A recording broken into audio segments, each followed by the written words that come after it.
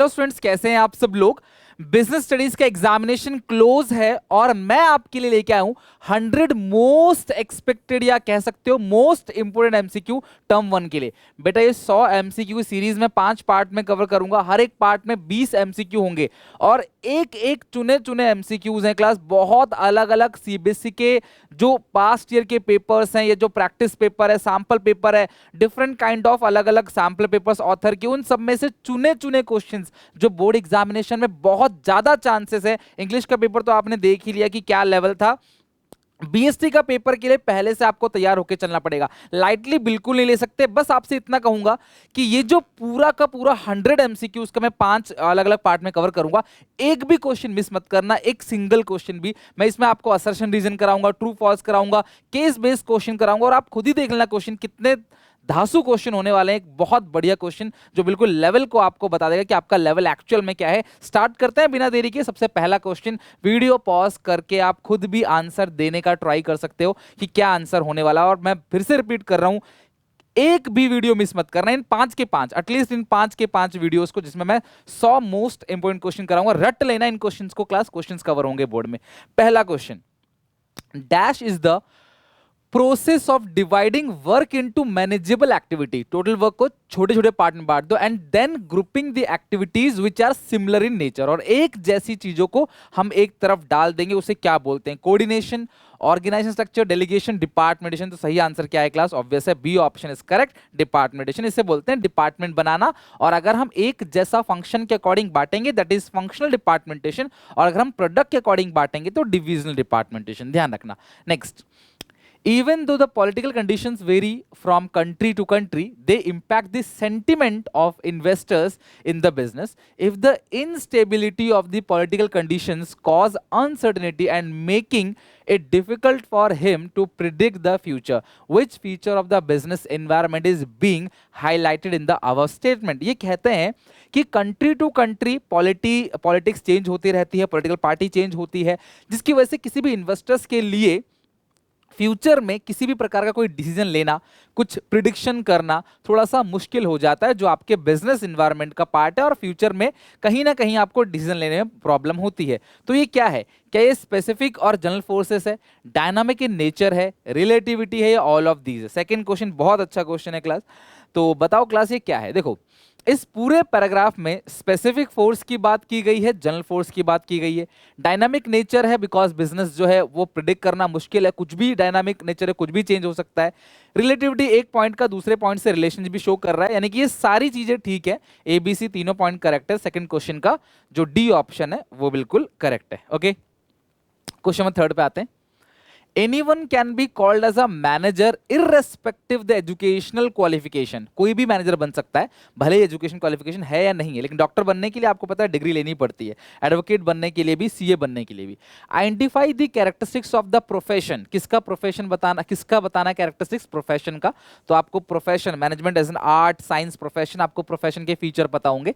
That management does not fulfil the statement. तो इस statement को फुलफिल नहीं करता वो कौन सा प्रोफेशन है? तो क्लास सही आंसर है रेस्ट्रिक्टेड एंट्री। क्यों? क्योंकि मैनेजमेंट के अंदर एंट्री रेस्ट्रिक्टेड नहीं है, जबकि प्रोफेशन के अंदर एंट्री रेस्ट्रिक्टेड है। आपको एग्जामिनेशन देना है, आपको एग्जाम क्वालिफाई करना है, तब भी आप कितने ही अच्छे क्लास काम क्यों ना जानते, अकाउंटिंग का काम अच्छे से जानते हो, बट अगर आप क्वालिफाइड चार्टर्ड अकाउंटेंट नहीं हो, if you are not a qualified chartered accountant, तो you have no right to audit. आपको ऑडिट करने का कोई अधिकार नहीं है, भले ही आपको नॉलेज कितनी भी हो। तो यानी कि क्लास रेस्ट्रिक्टेड एंट्री है, मैनेजमेंट के अंदर नहीं होता, प्रोफेशन में होता है।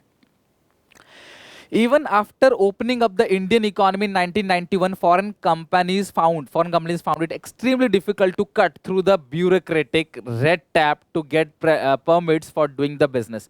1991 में सरकार ने एलपीजी लेके आई, पता है आपको क्लास। और उसके बाद लेकिन फिर भी बाहर से जो कंपनीज आ रही थी हमारी कंट्री में, उन्हें कुछ ना कुछ घूस वगैरह का, आपको पता है कि कोई भी लाइसेंस लेना हो, कोई परमिट लेना हो सरकार से, तो काफ़ी घूस जो है वो डिमांड की जाती है, भैया ये दो, ये परमिशन लो, वो लाइसेंस लो। फिर भी उनको बहुत प्रॉब्लम हुई उसके बाद भी, which created negative impact of the business, जिसकी वजह से हमारे बिजनेस पर उसका नेगेटिव इंपैक्ट पड़ा। Identify the dimension of the business environment which leads to creation the negative impact. तो ये बताओ कौन सा है? ये जो पॉलिटिकल पार्टी आ गया तो ये किसके अंदर आएगा? बहुत ही सिंपल क्वेश्चन पूछा है क्लास। पॉलिटिकल पार्टी का इन्वॉल्वमेंट है तो कौन सा इन्वायरमेंट आएगा यार, सीधी सी बात है, पॉलिटिकल पार्टी की वजह से चेंजेस हो रहा है तो पॉलिटिकली होगा ना। Name the process of working with and through others to effectively achieve goal, organisation goal by efficiently utilising, देखो इफेक्टिवली गोल को अचीव करेंगे, efficient utilisation of resources in in a changing environment, तो कोई environment change है तो उस changing environment में हम अच्छे तरह से अपने रिसोर्सेज का यूज करेंगे, टाइम पे हम काम को पूरा करके देंगे, तो उस प्रोसेस को क्या कहा जाता है, मैनेजमेंट, प्लानिंग, ऑर्गेनाइजिंग, कंट्रोलिंग। इतना सिंपल है, थोड़ा सा भी दिमाग लगाओ यार, मैनेजमेंट ही प्रोसेस है, बाकी प्लानिंग, ऑर्गेनाइजिंग, कंट्रोलिंग तो ये मैनेजमेंट के फंक्शन है, तो आपको प्रोसेस पूछा है तो फिफ्थ क्वेश्चन का ए ऑप्शन करेक्ट है। कोई भी दिक्कत परेशानी हो तो बताना, और प्लीज यार ये सब क्वेश्चन बोर्ड एग्जामिनेशन में पहले कभी पूछे जा चुके हैं, ये सीबीएसई के क्वेश्चंस हैं, और आप क्वेश्चन का लेवल देख रहे हो क्लास, क्योंकि मुझे पता है कि कई सारे बच्चों का इंग्लिश का पेपर थोड़ा सा टफ गया है क्लास, इंग्लिश मेरा सब्जेक्ट नहीं है तो मैं उसकी तो कुछ ज़्यादा बात करूंगा नहीं कि पेपर कैसा आया था, क्या टफ था क्या नहीं, बट हाँ लिटरेचर भी कुछ बच्चे बोले टफ गया है। मैं चाहता हूं कि अब हमारी जो तैयारी होनी चाहिए ना, एक स्टेप ऊपर बढ़ा देंगे तैयारी हम, बिकॉज जो चेंज एक्सटर्नल एनवायरनमेंट में आया उसे हम इंटरनल एनवायरनमेंट में लागू करेंगे। बिजनेस पढ़ते हैं, सिर्फ पढ़ने हमें लागू भी करना है। अगर सीबीएसई ने इंग्लिश का थोड़ा टफ बनाया तो दो तरह की सोच हो सकती है, क्या कि एक टफ बना दे बाकी आसान बनाए, लेकिन बाकी उसी लेवल का रखे, तो हम तो ये सोचेंगे नहीं ना कि आसान बनेगा अगला, तो हम बीएसटी भी थियरी है, इंग्लिश भी थियरी था, हालांकि वो लैंग्वेज था, और मुझे नहीं पता अपनी कैसी प्रिपरेशन करी, बट लेकिन ये बीएसटी है, इसमें ये लेवल क्लास मैं अप लेवल का पूछ रहा हूँ आपसे, और आई होप क्लास कि आप इन सब चीज़ों को समझोगे अच्छे से, और 100 के 100 क्वेश्चन में से किस वीडियो से ज़्यादा क्वेश्चन पूछ ले जाएं कुछ नहीं पता, तो आप प्लीज़ यार सबकी तैयारी करना। छठा क्वेश्चन चेक करो class. The increase in the demand for many Ayurvedic medicines, health product and services in past few months, आपने देखा होगा कि कोरोना के आने के बाद से इन सब की डिमांड बढ़ गई है, related to need for the public की जरूरत है, इम्यूनिटी जो है जरूरत है इम्यूनिटी को बिल्डअप करने के लिए,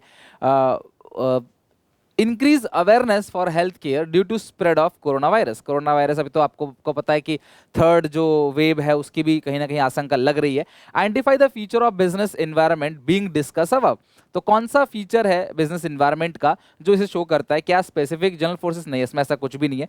इंटररिलेटेडनेस, रिलेटिविटी, आपको मुझे पता है कि इन दोनों में से आप कंफ्यूजन हो रहा होगा, तो यहाँ पे क्या है क्लास, इसका सही जो आंसर होगा वो इंटर रिलेटेडनेस होगा, क्योंकि यहाँ पे एक चीज के बढ़ने से, एक चीज की होने की वजह से दूसरे चीज पे इंपैक्ट आ रहा है, और सेम यही कहता है कि किसी का बिजनेस का इंपैक्ट डाउन हो गया, लाइक टूरिज्म सेक्टर डाउन हो गया उसकी वजह से। अभी आपको पता हाल फिलहाल में आई थिंक साउथ अफ्रीका में बहुत ज्यादा चल रहा है ना क्लास, थर्ड जो वेरिएंट आ रहा है, ये जो क्या नाम है इसका, जो थर्ड वेव की शंका लग रही है उसमें, तो उसमें लग रहा है कि जो कोरोना फिर से एक तरीके से आ रहा है, और उसकी वजह से वहाँ पे भी टूरिज्म सेक्टर वगैरह बंद कर दिया, सारे अलग अलग कंट्री ने बोल दिया हम आपके फ्लाइट्स जो है कैंसिल, फ्लाइट से कोई आ नहीं पाएगा, जा नहीं पाएगा, तो उससे उन्हें उस इंडस्ट्री को, जो एविएशन इंडस्ट्री है, उनको काफ़ी नुकसान होता है, तो ये इंटर रिलेटेडनेस है।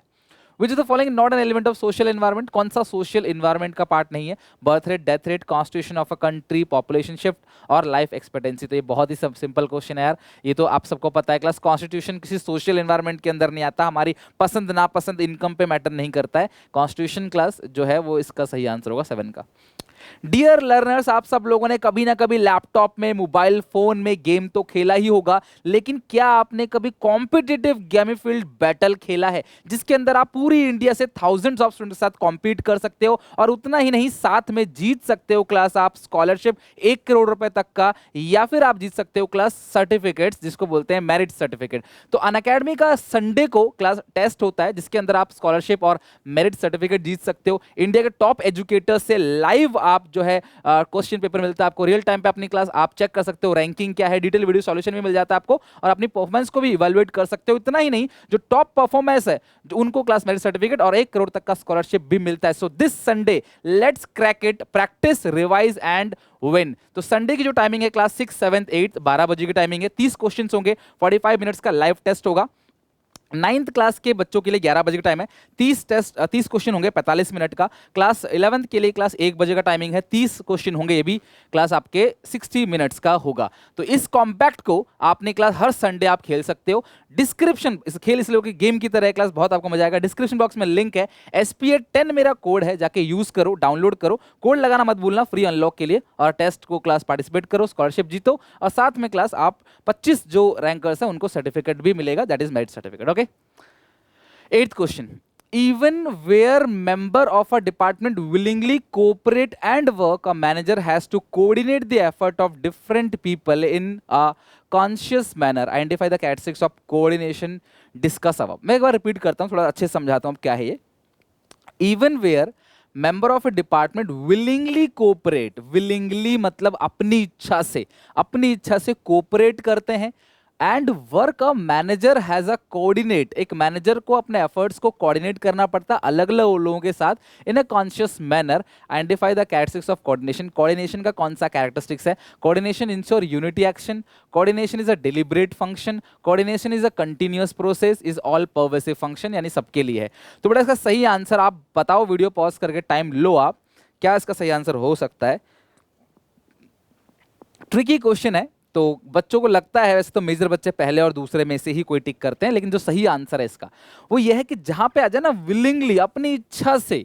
डेलिबरेट का मतलब भी होता है जानबूझकर अपनी इच्छा से कम्युनिकेट करना है. भैया मैनेजर की रिस्पॉन्सिबिलिटी है कोऑर्डिनेशन, आपको हर एक एम्प्लॉय से कोऑर्डिनेट करके चलना पड़ेगा, it's your responsibility. Deliberate action है. Dash is the process by which the manager bring order out of chaos, remove conflict among the people, overwork or responsibility sharing and create environment suitable for team work. आपको environment जो है वो suitable बनाता है team work के लिए. तो वो क्या है? Process by which the manager bring order out of chaos, remove conflict among the employ. ये किसके अंदर आता है? जहां पे क्लास एम्प्लॉय के बीच में कोई भी कॉन्फ्लिक्ट्स नहीं रहता.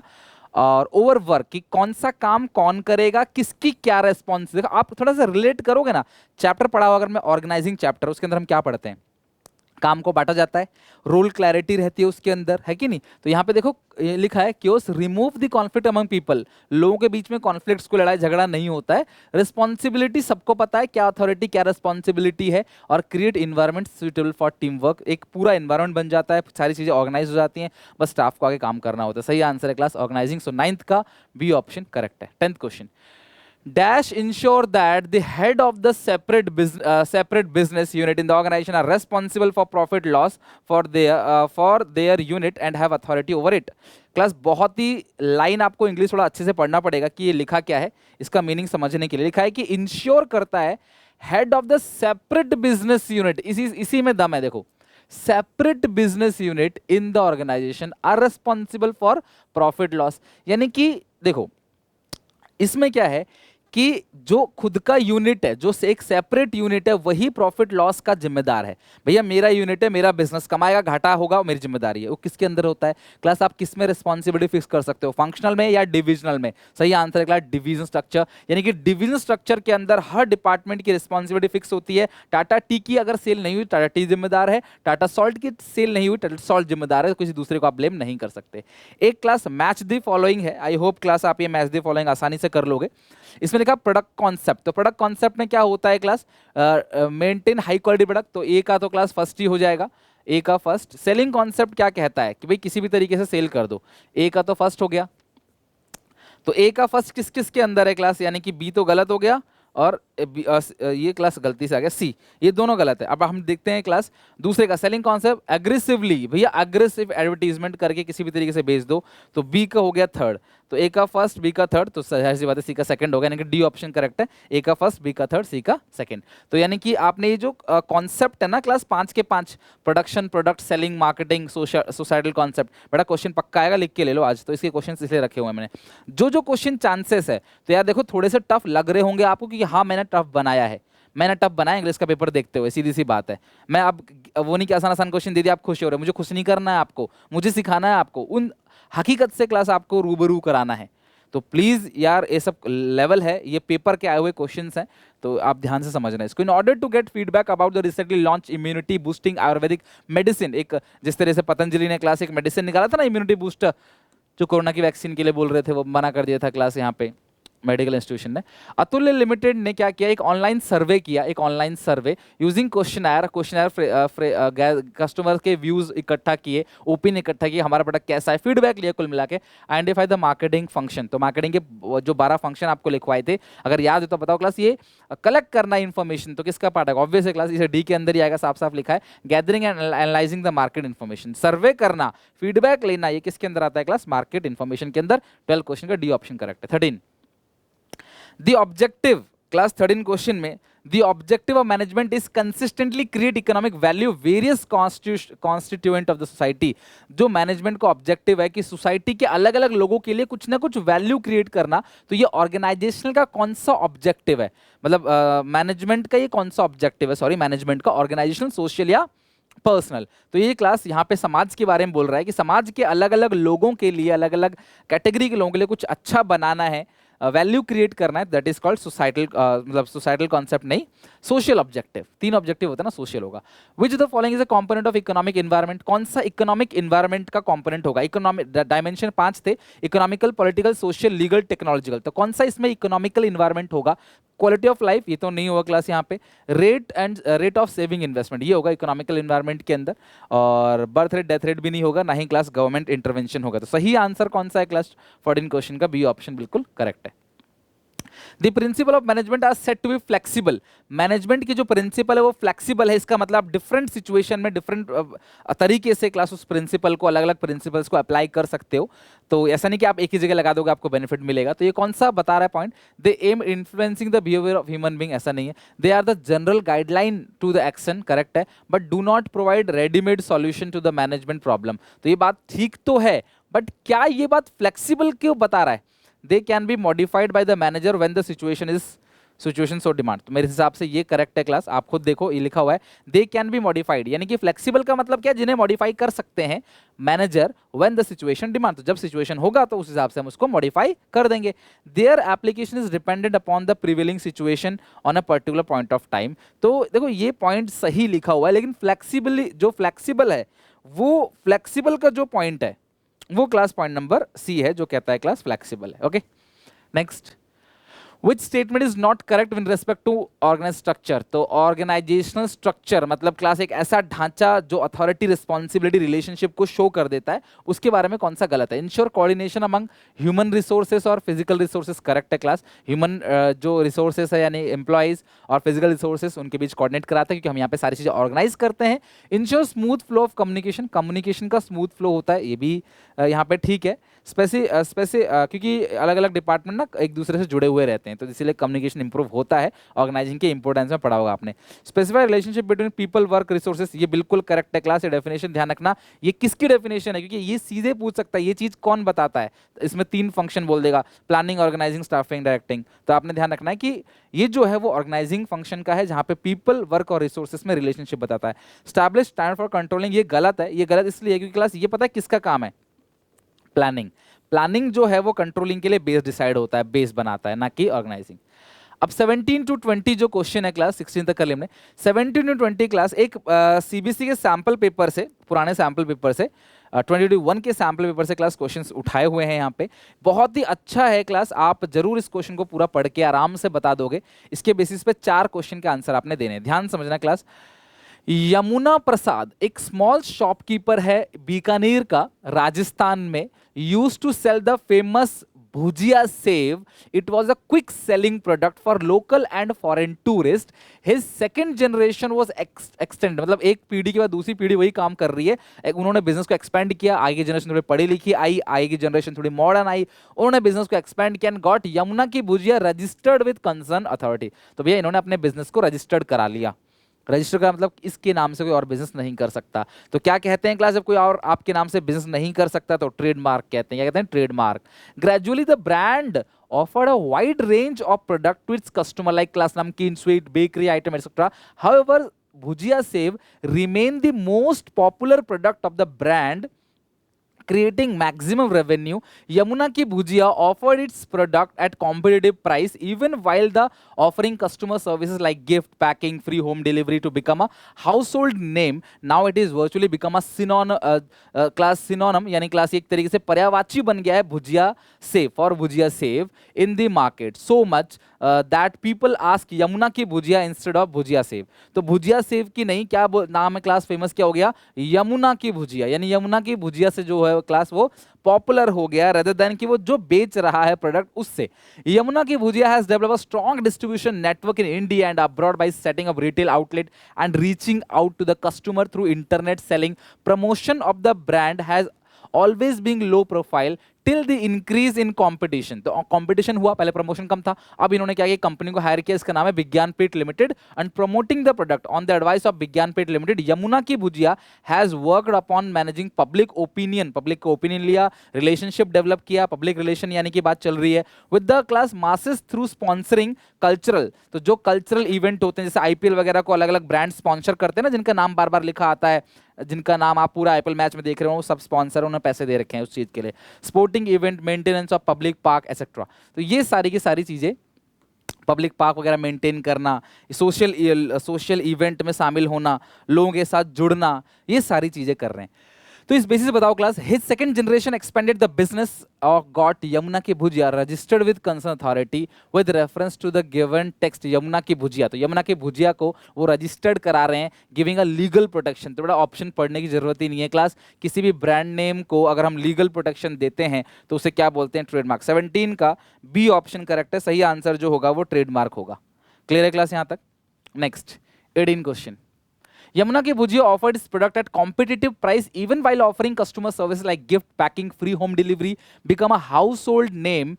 Identify the factor affecting the element of marketing mix. तो मार्केटिंग मिक्स में 4 एलिमेंट है class, product, price, place, promotion. तो उसमें कौन सा ऐसा फैक्टर है जिसका ये एक आ रहा है class objective, that is marketing method use. सही ऑप्शन है क्लास ए, क्योंकि ये लोग क्या कर रहे हैं, एक तरीके से क्या कर रहे हैं, गिफ्ट वगैरह भेज रहे हैं और क्लास अलग अलग तरीके से लोगों को खुश करने की कोशिश कर रहे हैं। तो डिफरेंट मार्केटिंग मेथड को ये लोग क्या कर रहे हैं क्लास, यूज कर रहे हैं, अलग अलग मार्केटिंग मेथड यूज कर रहे हैं। और इस मार्केटिंग मेथड पे डिपेंड करता है कि आपका जो प्राइस होगा वो कितना होगा, यानी कि ये जो कौन सा किसके अंदर आ रहा है, प्राइस मिक्स के अंदर आ रहा है। और प्राइस मिक्स के अंदर जब भी अलग अलग तरीके से लोगों को सर्व कर रहे हैं तो कहीं ना कहीं इन सबकी चीजें प्राइस में भी ऐड होंगी। तो this is called class marketing method use, कि आप कौन सा मार्केटिंग मेथड यूज करते हो। 19 क्वेश्चन देखो, एक पैराग्राफ मैंने लिया हुआ है, उस पैराग्राफ से आप देखो क्वेश्चन बना रहे हो। उम्मीद है कि 4 में से कम 3 क्वेश्चन जरूर बना पाओगे, क्योंकि ऑप्शंस रहते हैं आपके पास। यमुना की bhujia has develop a strong distribution network, physical distribution in India and abroad by setting up retail outlet and reaching out to the customer through internet. Identify the decision related to the element of the market. देखो सबसे पहली बात बताओ कि कौन से marketing mix का element है, फिर उसमें कौन सा डिसीजन है आपको पूछा जा रहा है। Storing and class assorting the product into create time utility, regarding the channel और using intermediates both A and B, और 1 regarding branding, packaging and labelling. देखो बेटा 19 क्वेश्चन अगर आप एग्जामिनेशन में छोड़ देते हो तो भी चलेगा, कि 19 क्वेश्चन बोर्ड एग्जामिनेशन का है, लेकिन इस साल 19 क्वेश्चन के आने के चांसेस नहीं है, इसलिए क्योंकि क्लास ये फिजिकल डिस्ट्रीब्यूशन वाला जो टॉपिक है ना उसके अंदर से है। तो सही आंसर इसका तो वैसे बी होगा अगर आपने दिमाग लगाया हो तो। रिगार्डिंग द चैनल और यूजिंग इंटरमीडिएट्स, कि भैया ये अगर एक जगह से अलग अलग जगह इंडिया में हर जगह अलग अलग चैनल फैला के ये लोग सेल कर रहे हैं अपने प्रोडक्ट को, तो ये चैनल ऑफ डिस्ट्रीब्यूशन के थ्रू होता है, कि बीच में कितने लोग हैं, होलसेलर है, रिटेलर है, या क्लास जो एजेंट भी होता है कई बार बीच में, तो बीच में कितने लोग हैं उनकी बात चल रही है। लास्ट है, on the advice of Vigyanpeeth limited Yamuna bhujia has also work upon managing public opinion. Public के ओपिनियन को ये मायने रखते हैं क्लास, उनके लिए कंसिडर करते हैं। Developing relation with the mass, mass मतलब अलग अलग जनता, लोगों के साथ रिलेशनशिप बनाते हैं, अलग अलग स्पॉन्सर करते हैं अलग अलग कल्चरल इवेंट को। तो जब कल्चरल इवेंट होता है वहाँ पे आप स्पॉन्सरशिप देते हो ना, तो वहाँ पे आपका नाम हाईलाइटेड होता है, जिसकी वजह से आपके ब्रांड की पॉपुलैरिटी बढ़ जाती है। मेंटेनिंग पब्लिक के पार्क को अच्छे से मेंटेन करते हैं, सफाई वगैरह करके, गार्डनिंग करके। Name the department of the organization which is generally responsible for performing the above important points. तो कौन सा जो डिपार्टमेंट है वो इन फंक्शन को परफॉर्म करता है? मार्केटिंग डिपार्टमेंट करेगा, सेपरेट डिपार्टमेंट क्रिएट होगा इसके लिए, एक आउटसाइड एजेंसी से करा सकते हो, या एनी ऑफ द अबव, या किसी से भी करा सकते हो। बताओ लास्ट का मुझे बताओ 20 का। मार्केटिंग डिपार्टमेंट करेगी इस काम को, सेपरेट डिपार्टमेंट करेगी जो पर्टिकुलर इस काम के लिए बनाया जाए, या कोई भी आउटसाइड एजेंसी। देखो किसी भी आउटसाइड एजेंसी से भी हम ये काम करा सकते हैं। अगर हम किसी से बोलते हैं भाई हमारे नाम का प्रचार करो अलग अलग कल्चरल इवेंट में, और जनरली यही होता है, लेकिन इसका सही आंसर क्लास सी अकेला नहीं होगा, बिकॉज बी भी करेक्ट है और ए भी करेक्ट है। इसका सही आंसर होगा एनी ऑफ द अबव, यानी कि आप किसी से भी, अब बच्चे क्या बोलते हैं कि सर अगर हम इन चारों में से किसी पे भी टिक कर दे तो क्या आपको नंबर मिलेगा? नहीं बेटा, डी पे टिक करना है आपको। अगर आप ए पे कर रहे हो इसका मतलब बी सी नहीं है, लेकिन डी पे कर रहे हो मतलब एबीसी, तीनों में से कोई भी आप यूज कर सकते हो बिजनेस को प्रमोट करने के लिए। और ये सारी चीजें जो एक्टिविटी हो रही है कंपनी के अंदर, इन सबको करने के लिए आप किसी के साथ भी मतलब कोई भी पॉइंट आप यूज कर सकते हो। कुल मिला के पब्लिक रिलेशन बनाना और ये एडवर्टीजमेंट वगैरह करने के लिए, या जो अलग अलग जगह स्पॉन्सर करने के लिए आप कुछ भी यूज कर सकते हो। ठीक है, आई होप कि आपको आज के 20 क्वेश्चन में से कम से कम 10 12 15 क्वेश्चन जरूर सही गए होंगे। कमेंट करके मुझे बताना क्वेश्चन अच्छे थे, प्लीज इन क्वेश्चन को लिख के रख लेना, और जो क्वेश्चन गलत बने उनको प्लीज लिख के रख लेना क्लास, ताकि अगली बार अगर ये क्वेश्चन आए, चाहे मैं ही आपसे पूछूं चाहे क्लास आपके बोर्ड एग्जाम में आए, तो आपसे मिस ना हो। Take care, bye bye. आज इसकी पहली क्लास थी और पहली क्लास में हमने 20 क्वेश्चन कवर किए। टिल एग्जाम से पहले मैं 100 क्वेश्चन कराने वाला हूं क्लास, रिवीजन भी चल रहा है, सारी चीजें हो रही हैं। सो क्लास स्टे ट्यून, जुड़े रहें class. Take care, bye bye, मिलते हैं नेक्स्ट वीडियो। और जो रिवीजन कराया है क्लास आज मैंने, उस रिवीजन को बहुत अच्छे से क्लास याद करके रखना, ताकि बिफोर एग्जाम आप उसको एक बार देख के जा सको, या कॉपी में नोट बना के जाना, उस नोट को देख के चले जाना। टेक केयर, बाय बाय, मिलते हैं नेक्स्ट वीडियो में।